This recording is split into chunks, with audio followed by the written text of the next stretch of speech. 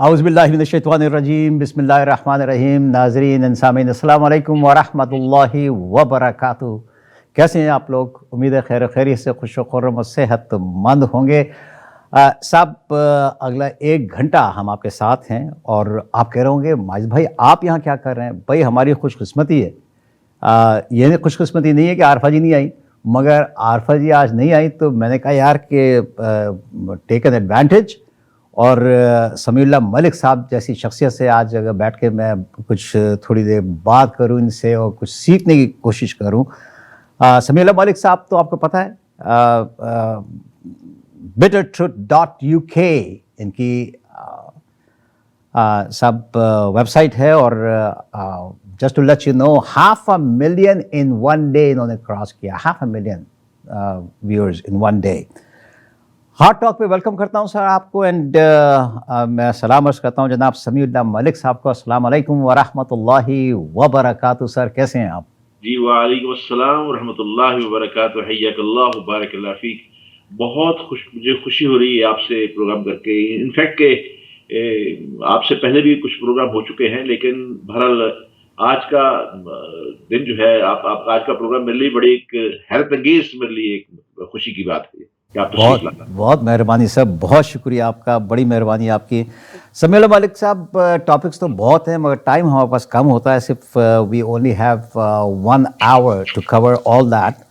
पाकिस्तान में क्या पूरी दुनिया में ये असर होगा इसका, और वोट ऑफ नो कॉन्फिडेंस बड़ा चर्चा है पाकिस्तान में, सारे मीडिया पे और लोगों में, इंडिविजुअल्स लाइक मी हमको भी बड़ा वो है कि भाई क्या होने वाला है पाकिस्तान में और आगे पाकिस्तान की इस पोजीशन क्या होगी। तो आप क्या कहते हैं कि पाकिस्तान में vote of confidence no confidence जो है उसके मुतालिक कुछ बताएं सर आप। अऊज़ु बिल्लाहि समीउल अलीम मिनश शैतानिर रजीम बिस्मिल्लाहिर रहमानिर रहीम। वला तकूनु कल्लज़ीना तफ़र्रक़ू वख्तलफ़ू मिन बादि मा जाअहुमुल बय्यिनात उलाइका लहुम अज़ाबुन अज़ीम।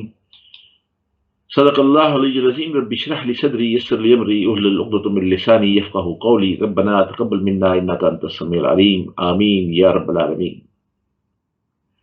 तुम उन लोगों की तरह ना हो जाना जिन्होंने अपने पास रोशन दलीलें आ जाने के बाद भी तफरका डाला और इख्तलाफ किया है। इन्हीं लोगों के लिए बहुत बड़ा अजाब है। माजिद भाई, लाखों करोड़ों हमदो सुना और दरूद खातमुन नबीयीन सल्लल्लाहु अलैहि वसल्लम की ज़ात जामी पर, और आपने छूटते ही आज जबरदस्त किस्म का सवाल आपने पूछ दिया है और मेतबात के बारे में। दरअसल आपके नाजरीन के लिए भी और हम सब के लिए भी मैं ये बताना चाहता हूँ कि पाकिस्तान में जो हिज़्ब इख्तिलाफ की जमातों ने हतमी मशावरत के बाद इमरान खान के खिलाफ जो अदम एतमाद की तहरीक जो है वो स्पीकर के पास जमा करवा दी है। अब कौमी असम्बली का इजलास, जो आइन हमें कहता है कि कौमी असम्बली का इजलास 14 रोज में तलब किया जाएगा और जहां तहरीक पर कार्रवाई जो है 7 रोज के अंदर मुकम्मल होगी। अगर तो वज़ीर-ए-आज़म के खिलाफ अदम एतमाद की तहरीक में कामयाबी हो जाती है और हिज़्ब इख्तिलाफ जो 172 वोट लाने में कामयाब हो जाती है, तो फिर इमरान खान साहब को अपना अहदा छोड़ना पड़ेगा। इसके बाद आइन के मुताबिक सदर पाकिस्तान जो है वो कौमी असम्बली में दूसरी बड़ी जमात को हुकूमत बनाने की दावत देंगे, यानी गोया उस अपोजिशन को जिसने अदम एतमाद पेश किया है उसको दावत देंगे अपनी हुकूमत बनाए और अपनी बकरी शो करें। जैसे मैंने पहले अर्ज किया कि हुकूमत तश्कील देने के लिए 172 वोटों की जरूरत होगी। अगर वो ऐसा नहीं कर पाती तो फिर सदर आइन के मुताबिक तीसरी जमात को दावत दे सकते हैं, यानी आइन के मुताबिक सदर इस दौरान जो हटाए गए वज़ीर आज़म इमरान है उसको उस वक्त तक काम जारी रखने का कह सकते हैं जब तक नया वज़ीर आज़म मुंतखब नहीं हो जाता। ताहम इस दौरान वज़ीर आज़म असम्बली तहलील करने का इख्तियार नहीं रखते। इमरान खान साहब जो है असम्बली डिसॉल्व नहीं कर सकते। अगर दूसरी जमात या उम्मीदवार वाज़ेह अक्सरियत हासिल करने में नाकाम हो जाए तो फिर सदर जो है वो असम्बली तहलील कर सकते हैं। इसके बाद हमारे कॉन्स्टिट्यूशन के मुताबिक जो है एक निगरान हुकूमत नई इंतखाब करवाएगी। इस वक्त हमारे मुल्क में सियासी हलचल पैदा हो चुकी है, जैसे आपने अभी अपने इंट्रो में फिक्रा कहा भी। इस वक्त एक दूसरे को गालियां देने वाले भी बगलगीर हो रहे हैं और वो हुकूमती इत्तेहादी जिनको कोई गिला शिकवा है वो भी अपनी कीमत लगवाने और बढ़ाने के लिए मैदान में उतरा है। اب میں آپ کے توسط سے تمام ساتھیوں سے پوچھنا چاہتا ہوں اور قوم کے سامنے یہ چیز رکھنا چاہتا ہوں کہ کیا یہ جو آپس میں جو دھما چوکڑی مچی ہوئی جو لڑائی ہے یہ کس مقصد کے لیے ہے؟ کیا یہ اسلامی نظام کے لیے ہے؟ جواب ہوگا نہیں۔ رسول اکرم صلی اللہ علیہ وسلم کی شریعت کے نفاذ کے لیے ہے؟ نہیں۔ سودی نظام کے خاتمے کے لیے ہے؟ نہیں۔ کشمیر کی آزادی کے لیے ہے؟ جی بالکل نہیں۔ تو ڈاکٹر عافیہ کی رہائی کے لیے ہے جو سب نے وعدے بڑے وعید کیے تھے اسے رہا کرانے کے لیے؟ اس کے لیے بھی بالکل نہیں ہے۔ تو کیا عدلیہ سے انگریز کے قوانین کے خاتمے کے لیے ہے؟ بالکل نہیں۔ ملک میں جو جاری ناقص تعلیمی نصاب کے لیے یعنی آپس میں ان کی جنگ ہے آپس میں؟ اس کا جواب بھی نہیں میں ہوگا۔ سودی معاشرے کی اصلاح کے لیے آپس میں گتھم گتھا ہو رہے ہیں؟ جی بالکل نہیں۔ ان تمام برائیوں پر تو یہ سب یکجا ہے۔ مغربی استعماری ایجنڈے پر بھی سب جتنی ہیں وہ ایک ہیں۔ اور تو اور یہ دیکھیں کہ میاں چنو میں پاکستان میں جو بھارتی میزائل برہموس جو گرا ہے اس کا تذکرہ کسی سیاسی جماعت کے منہ سے نہیں آپ سن رہے۔ حیرت کی بات ہے۔ یعنی ملکی سلامتی کے خلاف اس قدر خوفناک واقعہ سرزد ہو گیا لیکن ہر طرف خاموشی چھائی ہوئی ہے۔ کس قدر بدنصیبی کا عالم ہے ماجد بھائی۔ جھگڑا لڑائی اور فساد پر یہ کس چیز پر ہے ہم سوچتے ہیں۔ صرف کرسی کی جنگ ہے تو آپ کیا کہیں گے؟ جی بالکل صحیح فرمایا۔ میں آپ کی بات کو انڈورس کرتا ہوا کہتا ہوں واقعی یہ سب اقتدار پر براجمان رہ کے اس ملک کے وسائل کو مزید لوٹنا چاہتے ہیں۔ اس مکروہ عزائم کی تکمیل کے لیے انہوں نے ملک کی سلامتی کو بھی خطرے میں ڈال رکھا ہے۔ ان دنوں جو تحریک اعتماد پیش کرنے کے بعد تمام سیاسی جماعتوں میں عجیب قسم کی جو سارسیمگی اور افراتفری کے جو مناظر عیاں ہیں ہم دیکھ رہے ہیں۔ اب اپوزیشن نے جہاں متفقہ طور پر شہباز شریف کو سارے اختیارات سونپ دیے ہیں اور یہ بتایا ہے کہ اگر تحریک کامیاب ہو جاتی ہے تو اگلے وزیر اعظم جو پھر وہ شہباز شریف صاحب ہوں گے بول کے۔ اب اس کے ساتھ ساتھ جو حکومتی اتحادی جماعتیں ہیں جن کے پاس 5-5 4 سیٹیں ہیں وہ بڑی اہمیت اختیار کر گئی۔ آپ سب سے پہلے دیکھیے چودھری برادران ان کے ڈیرے کی رونقیں بحال ہو گئی۔ تمام ہی سیاسی جماعتوں کے سربراہ جو ہیں پھول تھامے بھاگے بھاگے چوہش شاہ صاحب کی یاد کو پہنچ رہے ہیں۔ چوہش شاہ تو پہلے بھی بیمار تھے، پہلے کسی کو ہوش نہیں آیا کہ ان کی جا کے یاد کرتے۔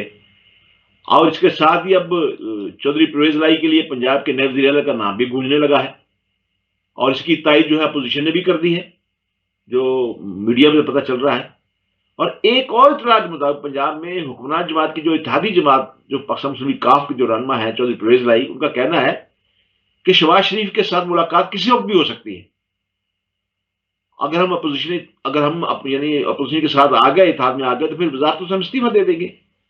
یہ وہی پرویز لائی ہیں جب شہباز شریف جب گئے تھے چودھری شجاعت صاحب کا حال پوچھنے کے لیے، جب وہاں سے نکلے تو اس کے بعد انہوں نے کہا کہ 14 سال کے بعد شہباز شریف کو ہم یاد آئے ہیں۔ جی بہت اور بھی انہوں نے ایسے ریمارکس دیے تھے لیکن آج وہ کہتے ہیں کہ سب شیر و شکر ہو رہے ہیں۔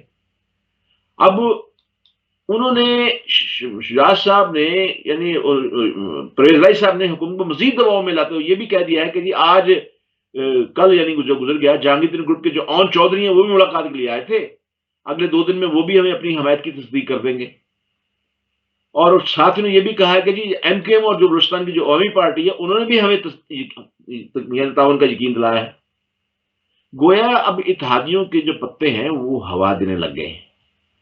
اب کپتان کو ہر روز جلسوں میں آپ دیکھ رہے ہیں ان کا غصہ تو بڑا قابل دیدنی ہے اور وہ افریقین کی طرف سے ایک دوسرے کے خلاف جو منافرت پھیلانے کے لیے جو زبان استعمال کی جا رہی ہے علمان حفیظ یعنی وہ دن بدن آگ پر تیل کا کام کر رہی ہے۔ اب دور نہ جائے، آپ دیکھیے 2 دن پہلے شیخ رشید نے یہ بات کہی تھی، اس نے کہا تھا اسلام آباد میں اس طرف جو کو آئے گا میں کچل کے رکھ دوں گا، میں اپنا نام جو ہے ایسے وزیر داخلہ میں نہیں رکھنا چاہتا جس میں کوئی کمزوری ہو۔ اور کل مولانا فضل الرحمان صاحب نے تمام سیاسی جماعتوں کے کارکنوں کو کال دے دی کہ تم فوراً پہنچو یہاں پہ، اور ساتھ ہی فضل الرحمان صاحب نے یہ بھی کہہ دیا کہ اب ہم ڈنڈے کا جواب ڈنڈے سے اور پتھر کا جواب پتھر سے دیں گے۔ اب یہ افراتفری انارکی تو پیدا ہو رہی ہے اسٹیٹ کے اندر۔ اب اس کے ساتھ میں دوسری ایک اور بات کو بتاؤں اس جو عدمی تحریک سے جو بڑی زیادہ منسلک بھی ہے، بڑا اس کا وزن بھی ہے، وہی ہے کہ اچانک حکومتی پارٹی کے جو بڑے اہم رہنما ہیں پی ٹی آئی کا علیم خان، انہوں نے بھی اپنا ایک مضبوط گروپ کے ساتھ نا جو حکومت کا باغی دڑا ہے ترین گروپ اس میں شمولیت کا اعلان کر دیا ہے۔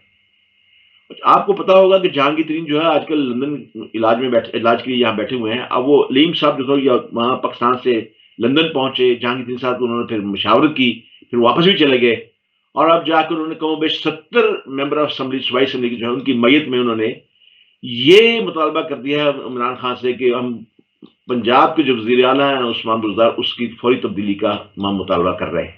یعنی گویا انہوں نے بھی عمران خان کو ٹف ٹائم دے دیا ہے اور پریشانی میں مبتلا کر دیا ہے. ان دنوں وزیر اعظم عمران خان کے بھی طول و عرض میں جو طوفانی دورے ہیں وہ بھی آپ کے سامنے ہیں، اور اس کے ساتھ ساتھ وہ اپنے اتحادیوں کے اعتماد کے حصول کے لیے بھی بڑے سرگردہ ہیں. آپ کو یاد ہوگا کہ پچھلے دنوں یہ بہادرآباد پہنچ گئے تھے ایم کیو ایم سے بات کرنے کے لیے، اور وہاں کیونکہ ایم کیو ایم بھی آج کل اپنا بہتر ریٹ لگوانے کے لیے کام کر رہی ہے، اور وہ اپوزیشن کو مل رہی ہے، اور ایک قسم کا باتوں باتوں میں انہوں نے ان کے جو ایک رہنما ہے ایم کیو ایم کے، انہوں نے اتحادی بطور اتحادی جو ہے عمران خان کو مفارقت کا اندیا بھی دے دیا. اور جہاں سندھ سے حکومتی اتحاد جی ڈی اے کا تعلق ہے، ان کے جو سربراہ پیر بگڑا ہے، عمران خان صاحب نے ان سے ملاقات کے لیے درخواست کی، لیکن انہوں نے اپنی مصروفیت کی بنا پہ انہوں نے ملنے سے انکار کر دیا، معلوم کر لی. اس سے پتہ چل جاتا ہے کہ وہ بھی ایک طرف ہو گئے ہیں. بلوچستان کی جو عوامی پارٹی ہے، جس کے جام کمال تھے جو پہلے وزیر اعلیٰ تھے جن کو اتار دیا گیا، وہ دوسرے وزیر اعلیٰ گئے، اب وہ بھی خم ٹھونک کر اپنے حساب برابر کرنے کی میدان میں اترائی. تاہم اپوزیشن اپنے طور پر یہ اب طے کر چکی ہے کہ تحریک عدم اعتماد کام ہونے کی صورت میں شہباز شریف کو وزیر اعظم بنایا جائے گا، فوری نئے الیکشن نہیں ہوں گے، یہ انہوں نے اندیا دیا ہے. اور انہوں نے یہ بھی کہا کہ اسمبلیاں جو اپنی مدت پوری کریں گی. ساری آپ کی باتیں اور گفتگو سننے کے بعد ہمیشہ ہم پاکستانیوں کا ایک المیہ رہا ہے کہ ہم فوراً انگلی کسی پہ اٹھاتے ہیں کہ یہ ان کی جو ہے بیچ میں آ کے انہوں نے کام خراب کیا سارا. اس سے اب اگر چاہے کوئی بھی پرائم منسٹر بن جائے، کیا پہلا تو میرا سوال یہ ہے کہ کیا آپ یہ سمجھتے ہیں کہ یہ کامیاب ہو جائے گی عدم اعتماد؟ اچھا چلیے میں اس پہ آپ سے بات کر لیتا ہوں. بہت ہی عمدہ، بڑا قیمتی سوال آپ نے فرمایا. بات یہ ہے کہ اس تحریک، آپ کے سوال کے جواب میں، جو اس تحریک کے نتائج کا انحصار جو اگلے چند دنوں پر منحصر ہے. لیکن جیسے آپ کو پتا ہے مفروضوں پہ بڑا کام ہوتا ہے. ایک مفروضے کے طور پہ ہم کہہ لیں، اگر مان لیا جائے کہ تحریک کامیاب ہو جاتی ہے تو اس کے اسباب میں اس میں یقیناً جو ہے وہ آسمان سے جو چھوتی ہوئی مہنگائی اور بے روزگاری، تو یقیناً عمران خان کی مہنگائی تو پوری دنیا میں ہے، یہاں پر کینیڈا میں دیکھ لیں آپ. لیکن یہ کہ بلیم گیم تو ہے نا، اس میں تو وہ آئے گا نا، عمران خان نصیب میں تو آ گیا یہ معاملہ. اب اس کے ساتھ ساتھ جس کو آپ نے اشارہ کیا ہے، آپ کو یاد ہوگا اس سے کچھ ماہ پہلے اسٹیبلشمنٹ کے ساتھ اگلے آرمی چیف کی تقرر کی کھچڑی کو بھی اس میں شامل کر لیں آپ، کہ عمران خان صاحب کے ساتھ جو چیف کا، موجودہ چیف کا جو معاملہ تھا اگلے چیف کی تقرری کا، ہم سب کو پتا ہے، ہم پروگرام بھی اس میں کر چکے ہیں کہ کیا کیا کھچڑی پکی تھی، وہ بھی اس میں آپ شامل کر لیں. یہ مفروضوں کی بات کر رہا ہوں میں، آپ نے جیسے آپ نے مفروضات لی. پھر تیسرا یہ کہ عمران خان کا جو دورہ روس کے بعد امریکہ اور ملک کو واضح پیغام جو دیا گیا ہے، آپ دیکھیں نا کہ پاکستان نے پہلی مرتبہ اپنے تمام انڈے ایک ٹوکری میں رکھنے کی بجائے اپنی خارجہ پالیسی کا رخ جو ہے تبدیل کر لیا ہے. اور خطے میں جہاں انڈیا، اسرائیل، امریکہ کی ٹرائکا ہے، اس کے مقابلے میں ایک سپر ٹرائکا جو ہے روس، چین اور پاکستان کی شکل میں سامنے ماضی وجود میں آ چکی ہے. امریکہ اور مغرب کو پاکستان کا نیا کردار جو ہے اپنے مفادات کی راہ میں کھٹکنا شروع ہو گیا ہے. اس لیے ملک میں پیش کی گئی جو عدم اعتماد کی جو تحریک ہے، اس کو اس سے بھی اگر جوڑ لیا جائے تو پھر 80% کامیابی کے امکانات کا اظہار کیا جا رہا ہے اس وقت. بلکہ یہاں تک بھی باتیں نکل آئی ہیں کہ یعنی تحریک اعتماد پاس کرانے کے لیے 172 ووٹ کی ضرورت ہے، اور یہ تو کم از کم اتنے نمبر کٹھے ہو، اس کے پاس اتنے نمبر کٹھے ہو گئے کہ 172 سے بھی کہیں زیادہ اور نمبر ان کے پاس ہیں. اگر اب سوال کا جواب میں دینا جا رہا ہوں کہ اگر واقعی ایسا ہونے جا رہا ہے تو جو آپ نے اشارہ کیا، تو کیا وہی لوگ جنہوں نے ملک کو غیر ملکی قرضوں کی دلدل میں گردن تک ڈبو دیا، ملک کی اہم ساتھی غیر ملکی مالیاتی اداروں کو گروی کر دیے، گزشتہ 35 سال سے آپس میں سر پٹول اور سڑکوں پر گھسیٹنے کا دعویٰ کرتے رہے، اور جن کے بیرون ملک اساتذے اور سوئس بینکوں میں اربوں ڈالر کے اکاؤنٹس ہیں، ہم سب کو پتا ہے، اور جن پر اس وقت ملکی عدالتوں اور نیب میں اربوں روپے کے کرپشن کے کیسز چل رہے ہیں، اب وہ مسئلہ اقتدار سنبھالیں گے؟ اہم سوال تو یہ ہے کہ اس سے جو بڑا اہم سوال وہ یہ ہے کہ کیا تبدیلی سرکار واقعیت میں اعتماد کی تحریک کی کامیابی سے قبل جو غیبی اتحاد جو ہے ان سے جو جن کے اشارے میں کام لوگ جن کے اشارہ کرتے ہیں کیا ان کے بھی یعنی حمایت سے محروم ہو گئی ہے؟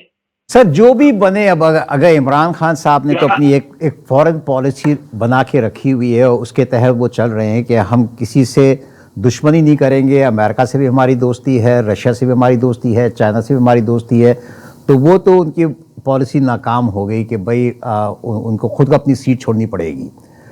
تو اب فورن پالیسی کا کیا بنے گا؟ دیکھیے میں آپ کو بات بتاؤں، میں برملا اس بات کے حق میں ہوں عمران خان کے سٹانس کے مطابق. انہوں نے یہ بات کہی ہے کہ ہم کسی جنگ کے ساتھ نہیں، ہم امن کے ساتھ ہیں. ہم نے پچھلی 3 دہائیاں جنگوں میں گزاری ہیں اور ہم نے 80,000 لوگوں کی جانوں کی قربانی دی ہے اس جنگ کے اندر، جو ہماری جنگ تھی بھی نہیں. صحیح. اور دوسری بات یہ ہے کہ ہم نے $160 بلین کا نقصان اٹھایا ہے. ایک ایسے غریب ملک کے لیے اتنا بڑا نقصان جو ہے وہ اللہ کا بڑا کرم ہے، بڑی معجزاتی بات ہے کہ ابھی تک پاکستان جو اپنے قدموں پہ کھڑا ہے. اس لیے میں آپ سے جو بات کہنا چاہتا ہوں وہ یہ ہے کہ میں ابھی پھر میں تحریک پہ آتا ہوں. عمران خان ابھی تک تو محروم نہیں ہوئے اور میں یہ کہہ رہا ہوں کہ یہ مفروضے ہیں کہ یہ تمام وجوہات بن سکتی ہیں اور عمران خان یہ اپنے منہ سے یہ کہہ رہے ہیں کہ مجھے ہٹانے کے لیے یہ چیزیں جو استعمال کی جا رہی ہیں، لیکن میں قوم کو ایک غیرت مند ایک پالیسی دینا چاہتا ہوں. اچھا، اب اس پہ جانے سے پہلے میں تھوڑا سا اور آپ کی ناظرین کے لیے بتا دوں کہ ہمیں ابھی تک یہ معلوم نہیں کہ تحریکی کامیابی کے بعد ملک کا اگلا سربراہ کون ہوگا.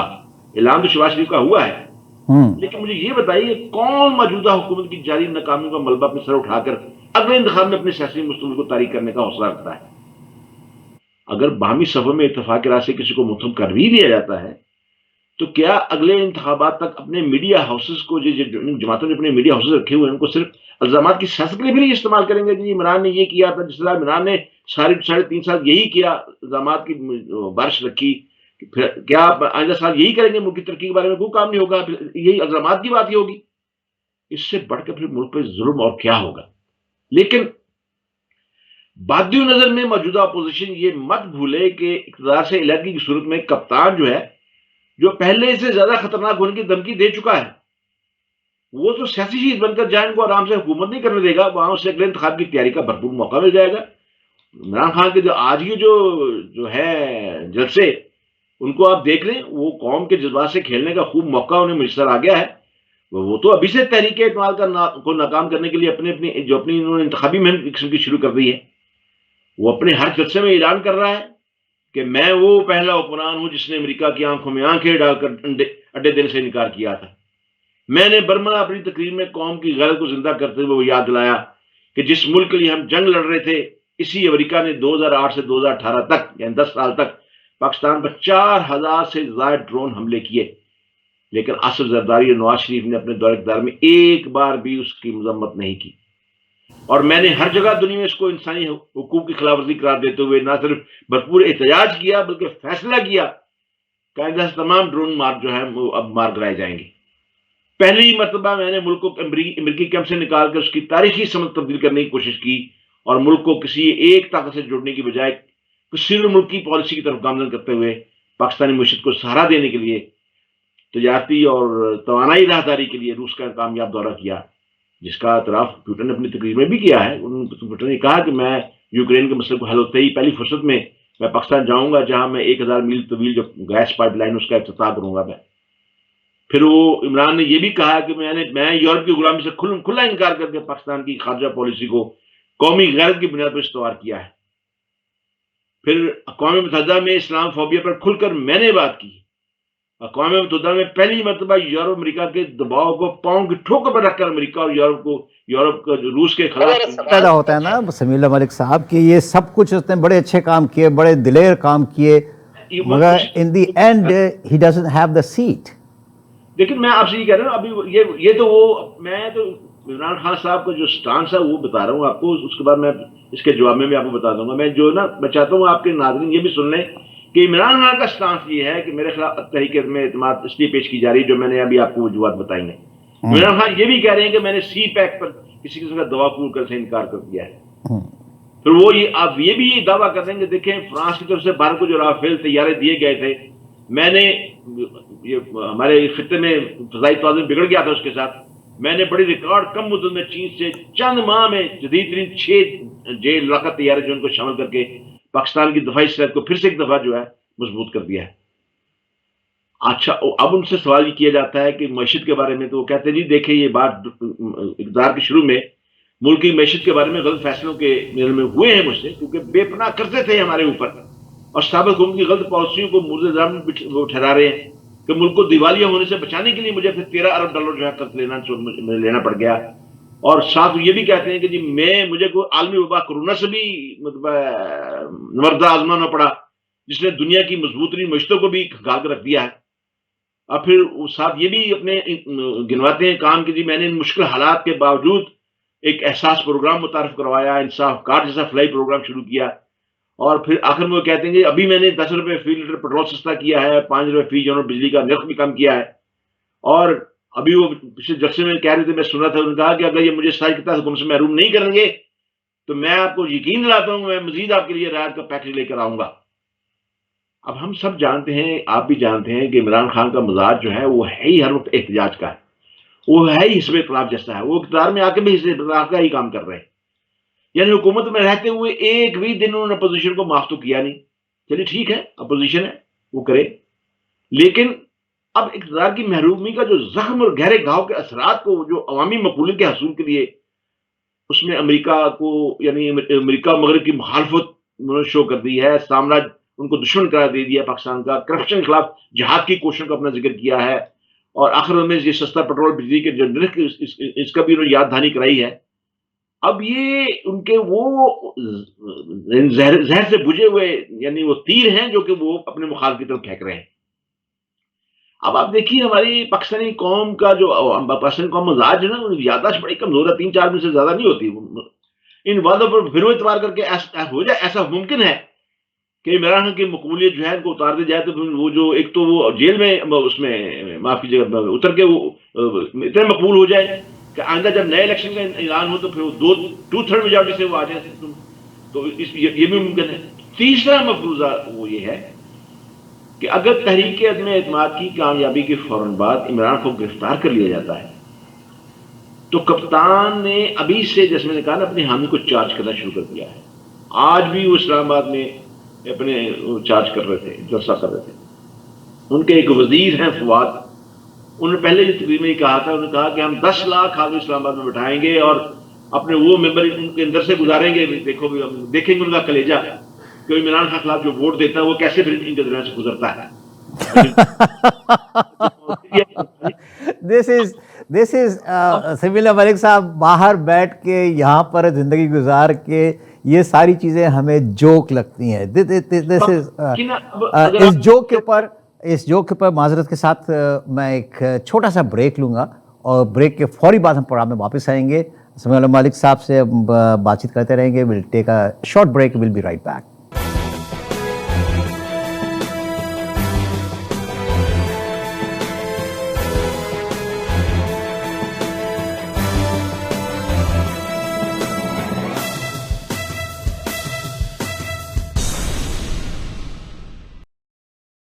Welcome back to heart talk with Sami اللہ ملک صاحب، اینڈ اب سمیع اللہ ملک صاحب میرے ساتھ ہیں، تو اب ہم عدم اعتماد پاکستان میں، what a joke, I would say that, آپ لوگوں کو شاید پسند نہ آئے یہ بات میری، مگر دنیا میں لوگ رہتے ہوئے اب جتنی قومیں دنیا میں آپ دیکھ لیں کہ جو کامیاب قومیں ہیں، پاورفل قومیں ہیں، جن کا مکہ بھاری ہے اور ان کو دنیا کی کوئی بڑی سے بڑی طاقت بھی ہلا نہیں سکتا، وہ ان کی اکانومی پہ جاتے ہیں، وہ اپنے آپ کو اپنے پاؤں پہ کھڑے ہو گئے ہیں، اور ان کو ضرورت نہیں پڑتی کہ وہ جا کے IMF سے پیسہ مانگے یا سعودی عرب سے پیسہ مانگے یا دنیا کی دوسری۔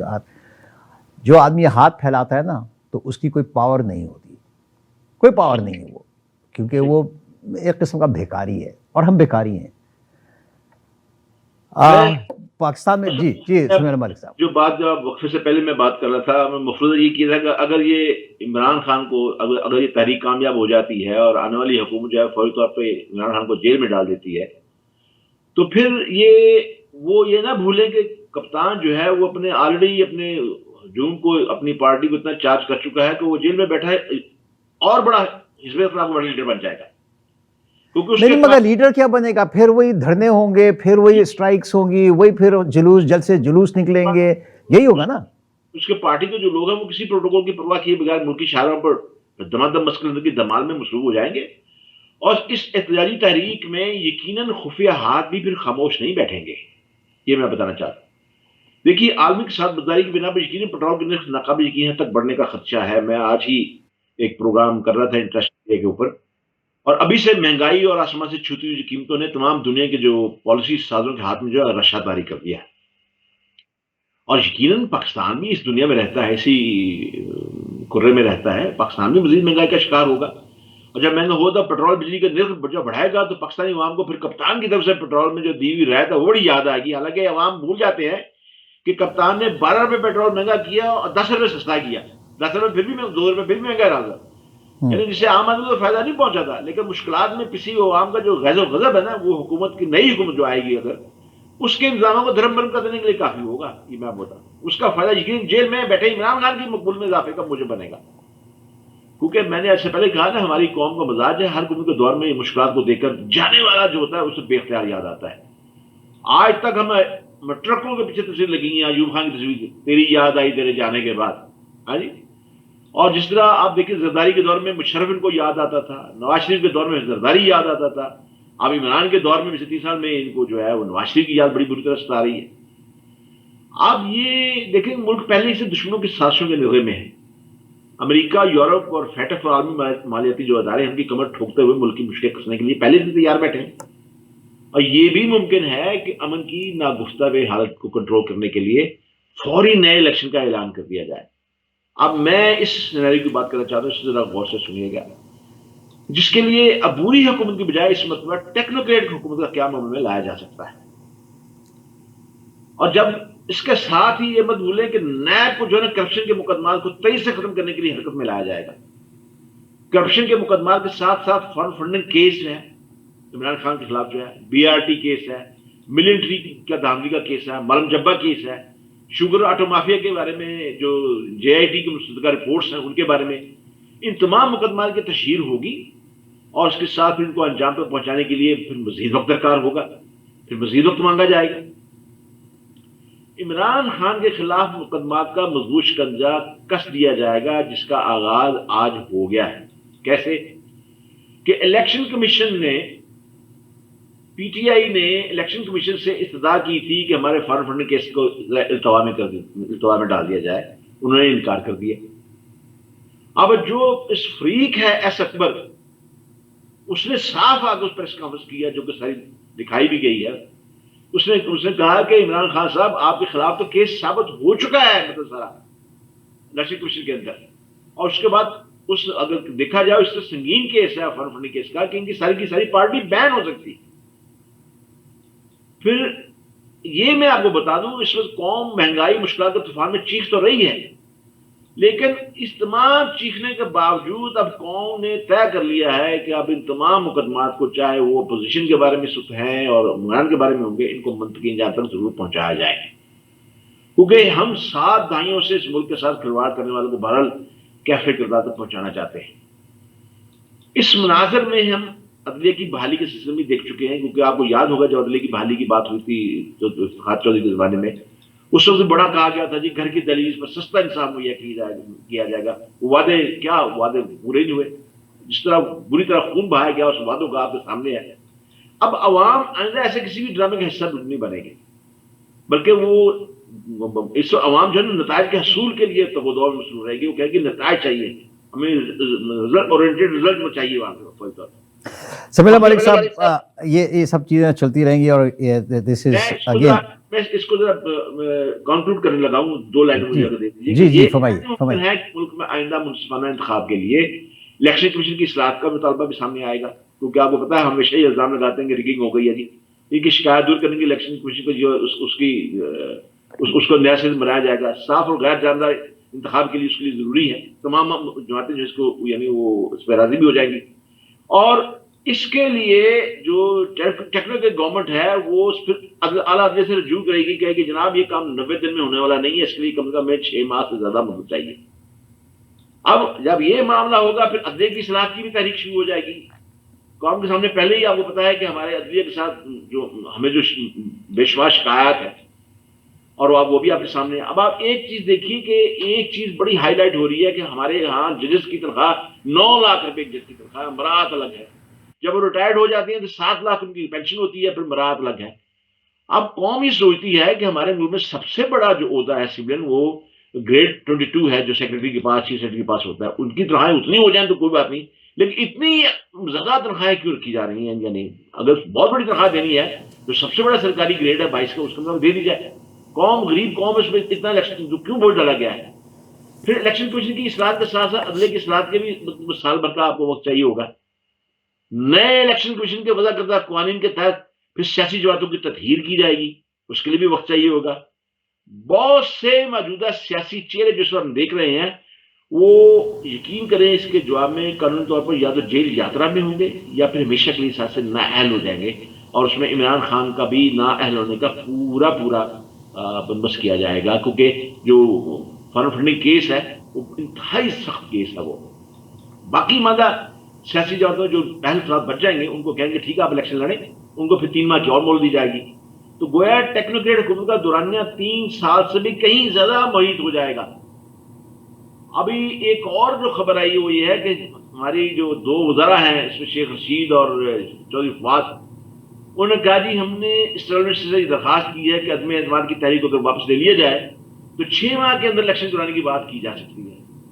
اب دونوں وزیر جو ہیں وہ بیچ میں پڑ کر شاید حکومت میں اور تنظیم صلح کرانے کے لیے انہوں نے یہ بات چھوڑی ہے، شوشہ چھوڑا ہے کیا ہے یہ مجھے پتہ نہیں.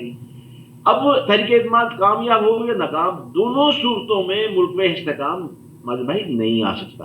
ان دونوں وزیروں کی رائے کو پذیرائی تو ملتی ہے نہیں، یہ تو بات کی بات ہے. لیکن اب سب سے اہم سوال جو میں سامنے رکھنا چاہتا ہوں جس میں ختم کرنا چاہتا ہوں بات وہ یہ ہے کہ آئینی طور پر نئے چیف کی تقرری جو ہے وہ منتخب آئینی وزیر اعظم کے حکم پر لائی جاتی ہے. ہمارے موجودہ آرمی چیف جنرل باجوہ ان کی ملازمت جو ہے 29 نومبر 2022 کو ختم ہو رہی ہے. مزید 3 سال سے زائد تک اس عہدے پر. اب مسئلہ یہ ہے کہ وہ تو اگر اس نئی ٹیکنوکریٹ حکومت بنتی ہے اور 3-4 سال لے لیتی ہے تو کیا اس سارا عرصہ پھر باجوہ صاحب ہی چیف ہوں گے؟ یہ ہے سب سے بڑا کوشچن. اس سلسلے میں آپ کے توسط یہ گزارش کرنا چاہتا ہوں اسپیکر قومی اسمبلی اسد کیسر جو ہے کہ وہ قائدانہ کردار ادا کریں، اس معاملے کو ایوان کی 4 دیواری کے اندر محدود کر دیا جائے. وگرنہ اگر لڑائی جھگڑا اور تصادم ہو گیا تو اس سے صرف حکومت کو نہیں پورا جمہوری نظام ہی ڈیریل ہو جائے گا. اور اسپیکر قومی اسمبلی کو کہ ایوان کے کسٹوڈین ہیں وہ حکومت اور اپوزیشن کے درمیان مذاکرات کر کے سب کو رولز آف دی گیم کا پابند بنائیں. عدم اعتماد کے موقع پر آئین یا قانون سے انحراف جو ہے بڑا شدید نقصان ہوگا، جس سے میں نے آپ سامنے رکھ دیا ہے. اگر سب کچھ آئین اندر رہ کر کیا گیا تو حکومت جانے کے باوجود جمہوریت کا بھرم تو رہ جائے گا. آگے پھر عوام کی مرضی ہے کہ وہ نئے سسٹم کے اندر وہ کن لوگوں کو منتخب کرتی ہے. جی یہ اب میں آپ سے سوال کر رہا ہوں کہ دنیا کہاں سے کہاں جا رہی ہے سمیع اللہ ملک صاحب. ہم انہی چکروں میں پڑے ہوئے. ہمارا سی پیک اور چائنا سے ریلیشن کا کیا بنے گا؟ یہ ایک دفعہ پھر آپ نے بہت عمدہ سوال کیا. دیکھیے بات یہ ہے کہ وہ تو کمپلیٹ ہوگا، اس لیے کمپلیٹ ہوگا کہ وہ صرف سویلین حکومت نہیں اسے دیکھ رہی بلکہ اسے ہماری فوج جو ہے اس کو دیکھ رہی ہے. فوج کیونکہ ہمارا ایک ایسا مستقل ادارہ ہے کہ جس نے باقاعدہ طور پہ وہ ضامن بھی ہے اس معاملے میں، اور یہ بہت بڑا پروجیکٹ ہے، بلکہ دنیا کو تبدیل کرنے کا پروجیکٹ ہے، پاکستان کی تقدیر سنوارنے کی بلکہ اس میں بات ہو رہی ہے اور ہوگی بھی اس میں. اور اللہ تعالیٰ نے پاکستان کو ایسی جغرافیائی حیثیت سے نواز رکھا ہے کہ پاکستان کو خود نہیں پتا کہ وہ کس قدر مطلب اہمیت اختیار کر گئے ہیں اس سی پیک کی وجہ سے. آپ دیکھیے سی پیک کی وجہ سے ساری دنیا ایک گلوبل ورلڈ کی طرح پاکستان کے پاس آئے گی.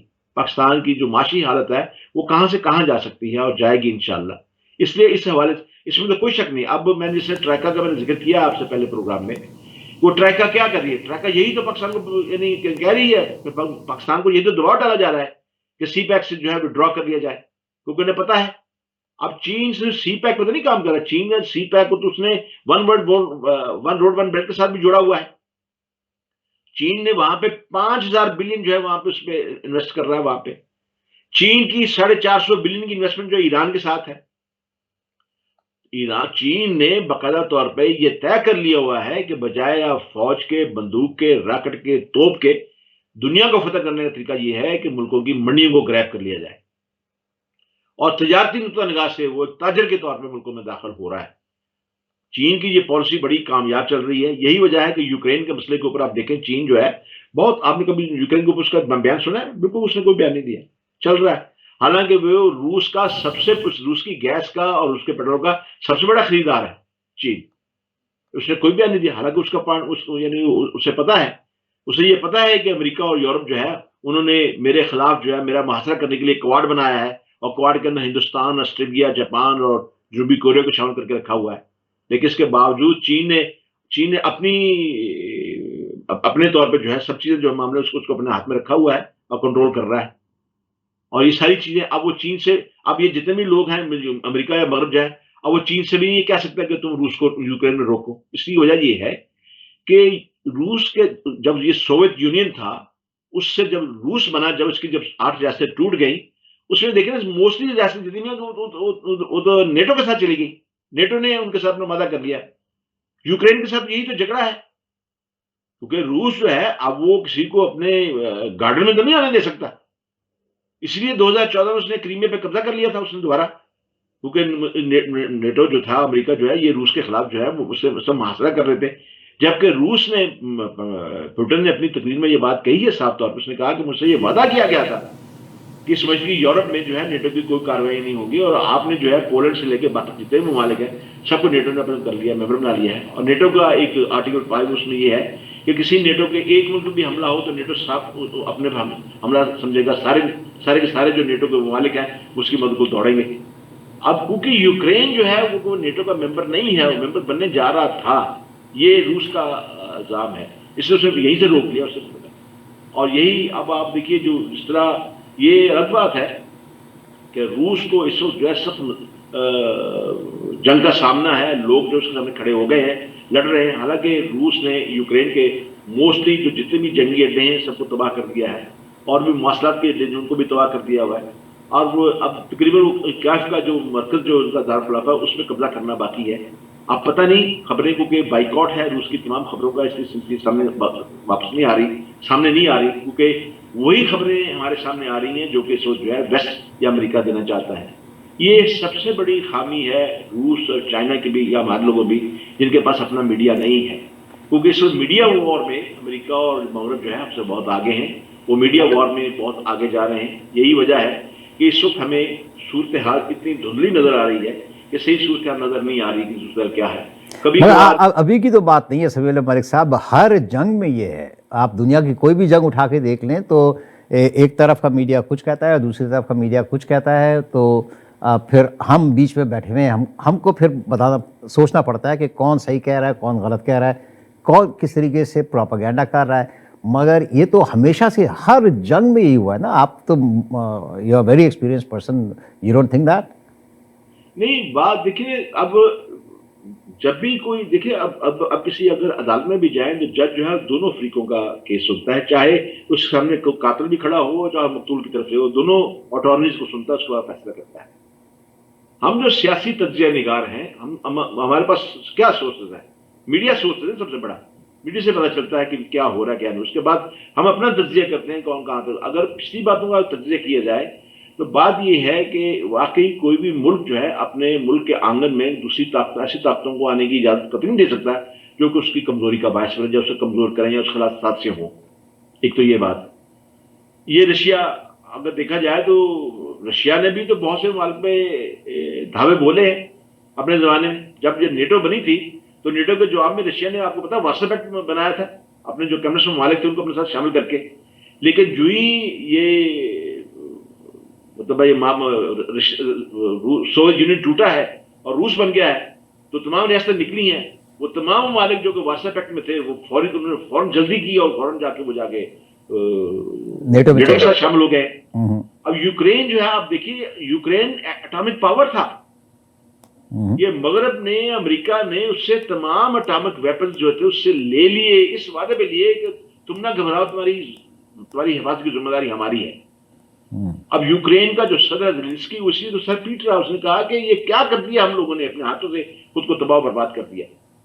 میں سمجھتا ہوں کہ آج کے اس یوکرین کے معاملے کو ہم پاکستانی قوم کو بھی سمجھنا چاہیے. ہمارے لیے بہت بڑا سبق ہے کہ اگر پاکستان کے پاس اس خطے کے اندر پاکستان اگر اٹامک پاور نہ ہوتا تو آپ سوچ لیجئے کہ غیر ایٹمی ملک کے ساتھ جو اٹامک قوتیں جو ہے وہ کیا سوچتے ہیں. ایک اور جو سوال ہے میرا وہ میں نے جیسے آپ سے سی پیک کا کہا اور چائنا سے ریلیشن کا کہا اور فورن پالیسیز کی بات کی, تو میرا نیکسٹ سوال آپ سے یہی ہے کہ ہماری جو نیوکلیئر ہے اس کا کیا بنے گا؟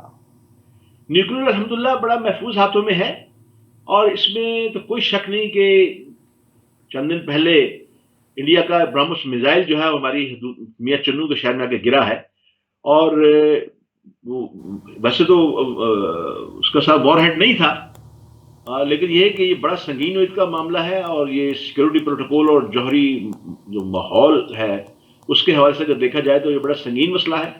اور پاکستان نے باقاعدہ طور پہ اس پہ جو باقاعدہ طور پہ احتجاج بھی کیا ہے. ہماری وزارت خارجہ نے باقاعدہ طور پہ ایک احتجاجی لیٹر بھی لکھا ہے, ان کے انڈیا کے سفیر کو بلا کے احتجاج بھی کیا ہے.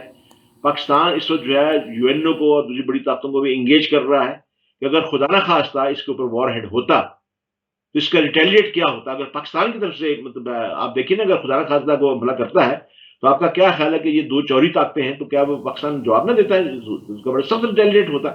لیکن تین چیزیں اس کے سامنے واپس آئی ہیں.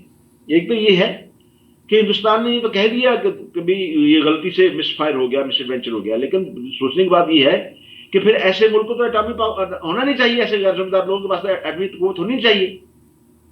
دوسری بات یہ ہے کہ کیا سوال اٹھا ہے وہ یہ ہے کہ کیا ہندوستان کا جو اٹامک پاور سینٹر ہے اس کے اندر ایسی روگ ایلیمنٹس بھی موجود ہیں جنہوں نے یہ جو ہے یہ مس ایڈونچر کیا ہے پاکستان کو وارننگ دینے کے لیے. تیسری بات یہ ہے کہ اگر پاکستان کا میزائل ایسے جاتا وہاں پہ تو پھر کیا ہوتا.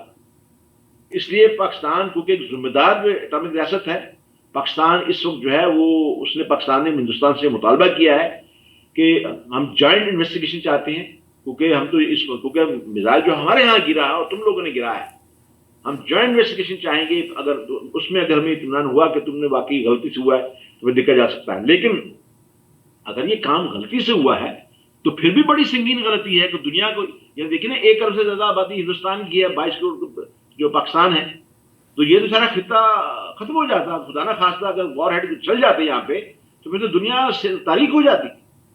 لوگ تو یوکرین کو بھول جاتے, امریکہ اور دوسرے کو بھول جاتے. پھر تو آپ کو پتا ہے کہ دونوں ملکوں کو جو میزائل ہے وہ تو کانٹیننٹل میزائل بھی ہیں. تو جب خدا نہ خواستہ جب اٹامک وار شروع ہوتی ہے تو پھر تو کچھ چیز دیکھی نہیں جاتی, پھر تو پتہ نہیں کہاں سے کہاں چیز پہنچ جاتی ہے. تو یہ بڑا سنگین مسئلہ ہے. اس وقت پاکستان جو ہے, پاکستان کی جو اٹامک قوت ہے اس نے اپنے طور پہ جب سے پاکستان اٹامک پاور بنا ہے اس نے یہ ثابت کیا اپنے اور سے کہ یہ ایک ذمہ دار ریاست ہے, روگ ریاست نہیں ہے. ہندوستان ایک روگ ریاست ہے. ہندوستان میں آج دن دیکھیں انٹرنیشنل میڈیا بتا رہا تھا یہاں پہ یورینیم جو ہے فروخت ہو رہا ہوتا ہے, پکڑے جاتے ہیں لوگ, یورینیم خریدتے ہوئے بیچتے ہوئے پکڑے جاتے ہیں. مطلب وہاں پہ آپ اس سے زیادہ اور کیا آپ غیر ذمہ دار ریاست کہیں گے, اس سے زیادہ اور کیا غیر ذمہ دار ریاست ہو سکتی ہے ہندوستان کی, اس سے اور بڑی مثال اور کیا پیش کی جا سکتی ہے. خود انٹرنیشنل میڈیا جو ہے اب اس بات کو سوچ رہا ہے کہ بھی واقعی کیا ایسا ملک جس کے اندر سے ایک ایٹمی میزائل جو ہے وہ مس ایڈونچر کر گیا, چلا گیا, تو کیا ان کو یہ ان کے پاس وہ چھین نہیں لینی چاہیے. مگر دنیا میں دنیا کا ریاکشن کیا ہے سر اس پہ؟ ابھی تو شروع ہے معاملہ. دیکھیں یہ تو اب ہماری خارجہ پالیسی کا, ہماری جو ہماری خارجہ آفس ہے یہ اس کا کام ہے کہ وہ اس کو اٹھائے. رائٹ. کیا سمجھتے ہیں, میں نے یہ سوال کیا ہے, میں نے کہا کہ اگر یہ کام پاکستان کی طرف سے ہوا ہوتا تو ان دنوں میں بھارت کہاں سے کہاں پہنچ گیا ہوتا. مگر پھر وہی بات آ گئی نا سر, مائٹ از رائٹ. بہرحال مائٹ از رائٹ کا مسئلہ دیکھیے, جو مائٹ از رائٹ تو ہوتا ہے پھر اس کا جیسا ہم نے مائٹ از رائٹ کہا تو پھر یہ ٹٹ فار ٹیٹ بھی ہوتا ہے. ہاں مگر ٹٹ فار ٹیٹ ہم کر نہیں سکتے نا کیونکہ ہمارے پاس مائٹ نہیں ہے سر. نہیں اگر مائٹ ہو تو پھر دنیا ہماری بات بڑے بڑے دھیان سے سنے گی. آپ دیکھیے جب آدمی کو پتا چل جائے نا کہ مجھے مر ہی جانا ہے تو مرنے سے پہلے کہتا ہے اس کو بھی مار دو. یہ کمزور آدمی کا بھی یہی مسئلہ ہوتا ہے, ایسی بات نہیں ہے. یہ وہ جانتے ہیں, وہ ہمیں بالا کوٹ میں آزما چکے ہیں. فضائی حدود جب خلاف ذکر تھی وہ بالا کوٹ میں ہمیں آزما چکے ہیں. ہندوستان بار بار ہمیں آزما چکا ہے, وہ ہمیں ہماری اس طاقت سے واقف ہے, وہ اس بات سے. اب جو لوگ جو پاکستان کی گورنمنٹ سنبھالیں گے, آئی ڈونٹ نو, بہت جلد پتہ لگ جائے گا ہمیں, رشیا کی جو گیس لائن ہے اس کے متعلق پھر کیا ہوگا؟ پھر رشیا سے دوستی ناممکن ہو جائے گی ہماری؟ نہیں, آپ کو کس نے کہا کہ یعنی اگر عمران خان چلا بھی جاتا ہے, دیکھیے بات یہ ہے کہ جو ملکوں کی جو پالیسیز ہوتی ہیں وہ ملکی لیول پہ ہوتی ہیں. افراد کے آنے یا جانے سے کچھ نہیں ہوتا. اب وہ باقاعدہ طور پہ پاکستانی حکومت نے روسیہ کی حکومت کے ساتھ سگنیچر کیے ہوئے ہیں. اب عمران خان ہوں, نواز شریف ہوں, زرداری ہوں, یا اس سے پہلے کوئی اور حکمران ہوں, جہاں وہ جب سائن کرتے ہیں کسی معاہدے کے اوپر تو ملکوں کے ساتھ سگنیچر ہوتے ہیں. اب آپ دیکھیے نا, اب چین کے ساتھ ہمارا سی پیک مشرف کے زمانے میں شروع ہوا, گفتگو سے شروع ہوئی, زرداری کے زمانے میں آیا, پھر نواز شریف نے اس کو اور بڑھایا, اس نواز شریف کے بعد جب وہ چلے گئے تو اب عمران خان کے زمانے چل رہا ہے. تو پروجیکٹ تو چلتے رہتے ہیں. مطلب ہے اب یہ جو گیس پائپ لائن ہے یہ 1100 کلومیٹر لمبی گیس پائپ لائن ہے, جس پہ یوکرین پوٹن نے یہ وعدہ کیا, اپنی تقریر میں یہ بات کہی ہے. اس نے کہا کہ میں جو ہی یوکرین کا مسئلہ ختم ہوتا ہے تو میں پاکستان کے دورے پہ جا رہا ہوں, اور میں پاکستان دورے پہ جا کے اس گیس پائپ لائن کا افتتاح کروں گا. پچھلے دنوں گیس پائپ لائن کے جو پروجیکٹ تھا اس میں تھوڑا سا کٹائی میں پڑنے کی کوشش کی گئی تھی. کچھ ایسے روگ ایلیمنٹ تھے ہمارے ہاں بھی جنہوں نے اس کو کوشش کی تھی, تو ہم نے پروگرام بھی کیے, آرٹیکل بھی لکھے, کالم لکھے. الحمدللہ اس کے بعد جو ذمہ دار حضرات تھے پاکستان کے, انہوں نے آنکھیں کھولی, مجھ سے رابطے بھی ہوئے, تو انہوں نے کہا جی ہم کر رہے ہیں. تو اس لیے وہ معاہدہ تو اب طے پا گیا ہے. بلکہ پچھلے دنوں روس کا ایک ہائی لیول ڈیلیگیشن آیا تھا جو کہ پاکستان کے ساتھ اپنے وہ واجبات کے معاملات طے کر کے گیا ہے, کیونکہ جو ٹیکس کے معاملات ہیں وہ پاکستانی گورنمنٹ سے طے ہو گئے ہیں. اب یہ معاملے جو ہیں یہ تو اب معاملے اب آگے چلنے والے ہیں, ایسے پروجیکٹ رکتے نہیں ہیں. مگر سر دنیا بھر میں جہاں پر بھی حکومتیں بدلتی ہیں سمیع اللہ ملک صاحب, وہاں پر ان کی فارن پالیسی بھی, نئی گورنمنٹ اپنی فارن پالیسی لے کے آتی ہے. تو آپ یہ نہیں سمجھتے کہ ہم اگر یہ حکومت گر جاتی ہے اور نئی حکومت بنتی ہے تو وہ اپنی فارن پالیسی لے کے آئیں گے؟ دیکھیے فارن پالیسی کوئی بھی آپ لے کے آ جائیں, لیکن دیکھیے یہ جو پائپ لائن ہے یہ ہماری انرجی کی ضرورت پوری کرتی ہے. یہ ہمارے لیے ایک قسم کی شہرت ہے ہمارے لیے. مگر یہ ویسٹ کو تو پسند نہیں ہے نا. یہ نہیں, ویسٹ کو اگر نہ پسند ہو, کیا ہم بھوکے مر جائیں ویسٹ کے لیے؟ ویسٹ کے لیے ہم نے کیا قربانی دی؟ ابھی 70 سال سے تو بھوکے مر رہے ہیں نا ہم اس کے ویسٹ کی وجہ سے. اب یہ نہیں ہوگا, اب یہ نہیں ہوگا. قوم کی آنکھیں کھلی ہیں, اور جو بھی آدمی جو ہے اس معاملے میں قومی اس جو اہمیت پر جو سودا کرے گا, قوم سے پھر اڑاتے رکھتے گی. سر چودراہٹ ہے وہاں پر وڈیرا سسٹم ہے, وہاں پر وہی لوگ, ہمیں doesn't matter what the policies are, وہی لوگ الیکٹ ہو کے دوبارہ واپس آتے رہیں گے. میرا آخری کوشچن ہے آپ سے, کوشچنز میرے پاس بہت ہیں یہاں پر بات کرنے کے, مگر ہمارے پاس ٹائم کی کمی ہے. ہم پاکستان کی جب بھی پالیٹکس کی بات کرتے ہیں, الیکشنز کی بات کرتے ہیں, تو اسٹیبلشمنٹ کی بات آتی ہے, اور نارملی لوگ جو ہے انگلی اٹھاتے ہیں اسٹیبلشمنٹ کے نام پہ فوج پہ. یہ جو کچھ بھی ہو رہا ہے اس میں فوج کا کچھ کہاں کھڑی ہے فوج؟ دیکھیے بات یہ ہے, میں چھوٹا سا لطیفہ آپ کو سنا دیتا ہوں. جی بہت ایک صاحب تھے, انہوں نے مجھے کہا مسئلہ میری شادی نہیں ہو رہی. مطلب میں نے کہا یار تمہیں دعائیں لگ گئی ہیں ہماری. اچھا, وہ کیا؟ میں نے کہا ہر آدمی تمہیں کہتا ہے نا خوش رہو یار, خوش رہو, اب تم خوش ہو یار, اس لیے تمہاری شادی نہیں ہو رہی. ٹھیک ہے جی. بات یہ ہے کہ جب تک تو یعنی شے تھی تو فوج کی تعریف ہوتی تھی, ہم ایک پیج پہ ہیں, یہ ہے وہ ہے. اب امپائر نیوٹرل ہو گیا ہے تو اب وہ کہتے ہیں کہ جی یہ کیا ہوگا. میں صافی تقریروں میں کہنا شروع کر دیا کہ نیوٹرل تو جانور ہوتا ہے, ایک یعنی آپ کو سائڈ لینی پڑے گی. عمران خان جلسے میں تو یہی دیکھا نا, اس کی تقریر سے یہی صاف پتہ چل رہا ہے, وہ صاف کہہ رہا ہے.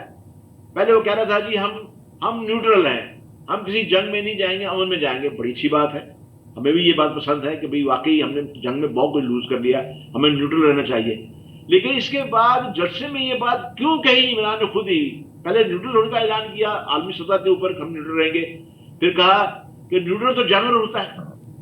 یہ کس کو اشارہ تھا؟ پھر انہوں نے ایک بات یہ بھی کہہ دی کہ مجھے جلسے کے اندر کہی، انہوں نے کہا کہ مجھے باجوہ نے کہا ہے کہ جی مولوی فضل الرحمان کو نا ڈیزل نہ کہو، تو میں نے کہا کہ اس کو قوم جو ہے ڈیزل کہتی ہے۔ آج یہ پتہ چلا ہے کہ فوج نے یہ نہیں کہا تھا، باجوہ نے یہ بات نہیں کی تھی، بلکہ بات سامنے آ گئی ہے۔ اب باجوہ نے یہ بات کہی تھی، انہوں نے کہا جی آپ اپوزیشن کے لیڈروں کو اس طرح کا نام نہ لیا کریں تاکہ اس سے جو ہے منافعت پیدا ہوتی ہے، Of course. بدنامی پیدا ہوتی ہے۔ ٹھیک ٹھیک اب یہ بھی چیز سامنے آ گئی ہے کہ جو آدمی اپنے چیف کی نصیحت کو اس طرح جلسے عام میں ننگا کرنے کی کوشش کرتا ہے تو پھر اسٹیبلشمنٹ کو پھر کیا شکایت کی جائے؟ پھر دوسری آخری بات میں آپ سے عرض کروں، کیا اسٹیبلشمنٹ آسمان سے آئی ہے، اسرائیل کی ہے، امریکہ کی ہے؟ ہماری اپنی ہے، ٹھیک، ہم اپنے فوجی ہیں نا، ہمارے اپنے بچے ہیں، اپنے ان کو بھی ملک اتنا ہی عزیز ہے جتنا ہمیں عزیز ہے، بلکہ ہم سے زیادہ عزیز ہے۔ جی ہم رات کو سوتے ہیں، وہ سوتے نہیں ہیں، ہوں وہ ہمارے کل کے لیے اپنا آج قربان کر رہے ہیں، یہ ہم صحیح کیوں بھول جاتے ہیں؟ صحیح، ان لوگوں کو لے جائیں۔ میں چھوٹی سی ایک آدھے منٹ میں ایک بات بتا دوں، مجھے یاد ہے کہ جب مشرف کے زمانے میں انڈیا نے پاکستان کے سامنے فوجیں کھڑی کر دی، پاکستان بھی کھڑا کر دی تھی، تو مورچوں میں چلی گئی تھی، تو میں اتفاق سے وہاں پہ پاکستان میں تھا لاہور کے اندر، تو اس میں لاہور کے جو کمانڈر تھے انہوں نے مجھے دعوت دی، ان کا کہ آئیے ذرا آگے چلتے ہیں بارڈر کو۔ میں گیا، آپ یقین کیجئے مورچے کے اندر ہمارے جو فوجی بیٹھے ہوتے، میں مورچے کے اترا اندر، مورچے کے اندر میں 5 منٹ کے بعد باہر بھاگنے کی کوشش کی، میرا دم گھٹ رہا تھا۔ میں نے اس فوجی سے پوچھا جو تھا، میں نے کہا تمہیں کتنی دیر یہاں بیٹھنا پڑتا ہے؟ اس نے کہا جی 6 گھنٹے میں اندر ایسے بیٹھتا ہوں۔ زندہ باد زندہ باد پاکستان فوج زندہ آپ باد۔ اندازہ کریں، میں اپنی آپ کو بتا رہا ہوں، میں 5 منٹ کے اندر میرا سانس بند ہونا شروع کر دیا، میں باہر نکلا، اتنا حبس۔ یا اسی لیے ہم ہمیشہ کہتے ہیں پاکستان زندہ باد، پاکستان کی فوج زندہ باد۔ جی فوج کی وجہ سے ہم وہاں پر آج ہمارے پاس یہ موجود ہے۔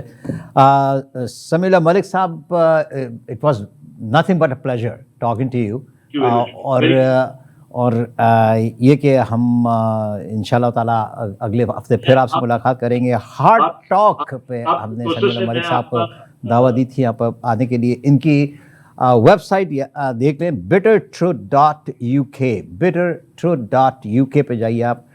اور سمیع اللہ ملک صاحب، باتیں کرنی تو بہت ہیں، انشاءاللہ اگلے ہفتے تک تو اور کچھ سارا سین ہمارے سامنے آ جائے گا، تو اگلے ہفتے تک اجازت چاہتے ہیں سر۔ بہت بہت شکریہ آپ کا۔ پاکستان زندہ باد۔